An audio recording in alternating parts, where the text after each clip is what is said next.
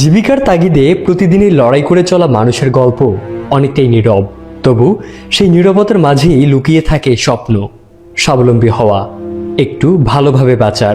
কোনো সময় ধান লাগাই, কোনো সময় রসুন উড়াই, কোনো সময় পেঁয়াজ উড়াই, আর কৃষি কাজের সাথে জড়িত, সবসময় কৃষি কাজই করি। এই যে আমি কাজ করে অনেক কষ্ট করেই চলে ভাই, আমার তো খুব কষ্ট। এই জন্যই তো আমি এই যে বদলে দিয়ে পরে খেতে এনে চাল ডাল কিনে নিয়ে কিনে তারপরে বাচ্চা নিয়ে চলি। দুপুরের তপ্ত রোদে রসুন তুলছেন কৃষকরা, তাদের ভিড়েই কাজ করছেন সোহেল শিকদার। প্রতিদিন অন্যের জমিতে শ্রম দিয়ে চলে তার জীবন জীবিকা। তো কষ্ট, আর্থিক অবস্থা একটু দুর্বল, তখন এই একটু টানাটানি করে চলতে হয়। এই যে এখন কাজ করতেছি, সিজন ভালো, চকে পাতার কাজ আছে, এখান থেকে কিছু থাকে, দেখা গেছে 10 দিন কাজ করলে 5,000 হয়, সামনে আর 5 দিন কাজ থাকে না, এদের একটু বাজার টাজার করে চলি আর কি।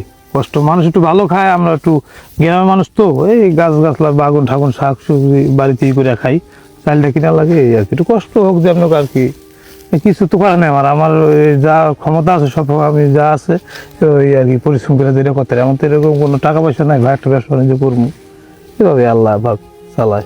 কৃষিকাজ করে প্রতিদিন প্রায় 500 টাকা আয় হলেও মাসের অর্ধেক সময় কাজ থাকে না। স্ত্রী সন্তান সহ 5 সদস্যের সংসার চালাতে তাই হিমশিম খেতে হয় তাকে। এরকম পড়ালেখা করি নাই বেশি, আমার সম্ভব আমি কৃষিকাজ তো করতেছি ছোটবেলা থেকে। যদি একটা দোকান টোকান ভালো বা এরকম কিছু করতে পারতাম তাহলে আমার লেগে ভালো হইতো। ওটা তো একটু বেশি ভারী কাজ না, মানুষের মেপে চেপে দেওয়া বা মাল সামানা গাড়ি টানা, একটা দোকান টোকান করতে পারলে আমার লেগে মনে হয় ভালো হইতো। কৃষির পাশাপাশি বিকল্প আয়ের পথ খুঁজছিলেন সোহেল। ঠিক সেই সময় পাশে দাঁড়ায় হযরত শাহ চন্দ্রপুরী জাকের কল্যাণ ফাউন্ডেশন। শনিবার ফরিদপুরের চন্দ্রপাড়া দরবার শরীফে তাকে দেওয়া হয় 1 জোড়া ছাগল, স্বাবলম্বী হওয়ার নতুন আশায়। শুধু সোহেলই নয়, তার মতো 3 শতাধিক অসচ্ছল মানুষের হাতে তুলে দেওয়া হয় ছাগল, গরুসহ উপাদানমুখী বিভিন্ন উপকরণ ও আর্থিক সহায়তা। আমাদের দরবার শরীফ থেকে যে ফাউন্ডেশন থেকে অনুদান দেওয়া হয়, এটা বিভিন্ন খাতে অনুদান দেওয়া হয়।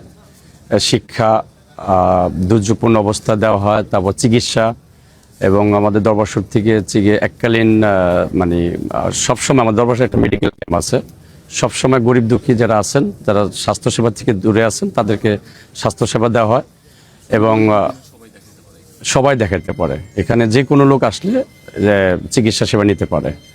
এবং প্রতি বছরই আবার মেডিকেল ক্যাম্প করা হয়। মেডিকেল ক্যাম্পের মাধ্যমে এখানে ডাক্তারদের, বিশেষজ্ঞ ডাক্তারদের চিকিৎসা এবং ওষুধ দেওয়া হয়। চন্দ্রপাড়া পাক দরবার শরীফ থেকে হযরত শাহ জাকের কল্যাণ ফাউন্ডেশন থেকে এটা 2004 সাল থেকে এই কার্যক্রমটা শুরু হয়েছে, অনবরত এখনো চলতেছে। পীর জামানার মুজাদ্দেদ হযরত শাহ সুফি সৈয়দ আবুল ফজল সুলতান আহমেদ চন্দ্রপুরী রহমতুল্লাহ এর বেসালত দিবস উপলক্ষে এই অনুদান বিতরণের আয়োজন করা হয়।